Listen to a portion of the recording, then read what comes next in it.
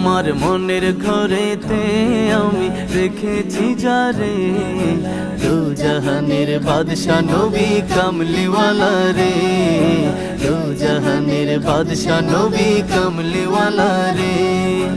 আদি পিতা আদম যখন মুসিবতে পড়ে, ওদের নবীর উসিলাতে আল্লাহ কবুল করে। আদি পিতা আদম যখন মুসিবতে পড়ে, ওদের নবীর উসিলাতে আল্লাহ কবুল করে।